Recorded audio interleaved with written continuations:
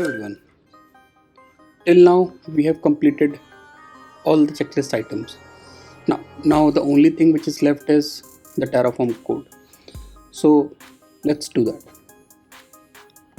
Let me copy the repo URL. Let's clone it here.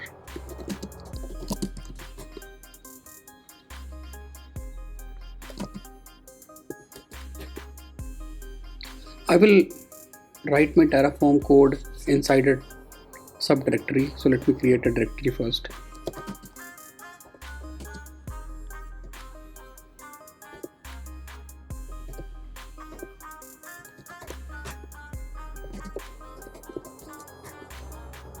Inside this, let me create a Terraform file.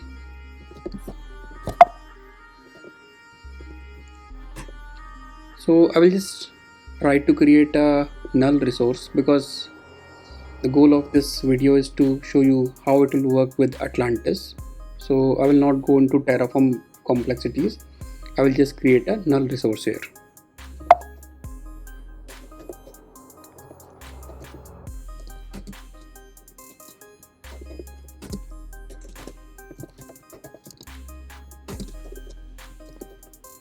Let's name it as demo, and I will not write anything here, just this. So till now I think this will work. I have something in form of Terraform which I can run via Atlantis, but for making Atlantis understand, like, I have my Terraform code inside some directory. For that I need a configuration file also. So that configuration file has to be inside the root of the repository, I think at this place where my readme is. So I will just create a Atlantis configuration file. The default naming convention of that file is atlantis.yaml.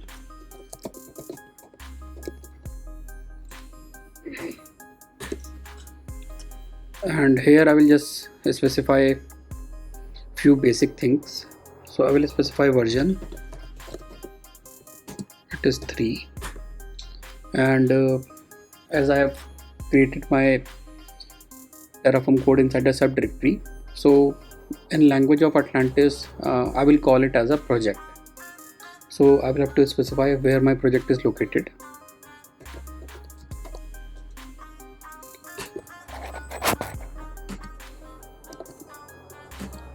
I hope single directory only, named as my project. Yeah, that's it. So this will notify Atlantis like I have my code here, and the moment there is any change inside this directory, it will automatically try to run Atlantis a Terraform plan on top of it. Let me just commit this file. I think I created both the things. I have my Terraform code and I have my Atlantis configuration. Let's commit it.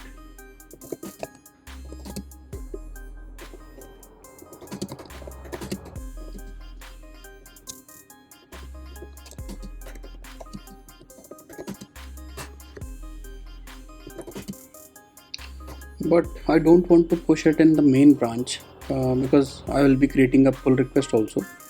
So let me push this in a feature branch.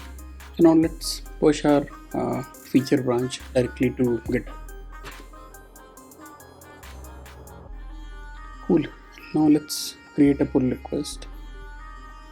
I have my new branch here, and if you will see, the only changes I have added some Terraform code and this Atlantis version file. Let's create a pull request now. The moment I have created a pull request, you can see Atlantis plan has already been triggered and I can see the plan now.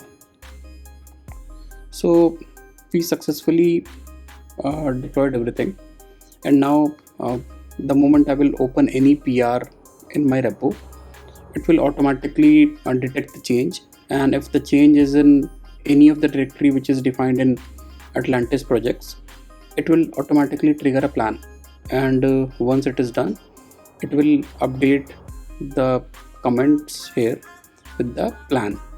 Now let's say if this looks good to me, what I can do, I can just write Atlantis apply, or I can specifically apply using the project name or the directory name, right? So we can have multiple directories, and Atlantis will detect on which directory I'm having the change, and only to that specific directory only it will run the plan. You can put multiple directories also in the same PR. So let me apply it first and let's see what happens.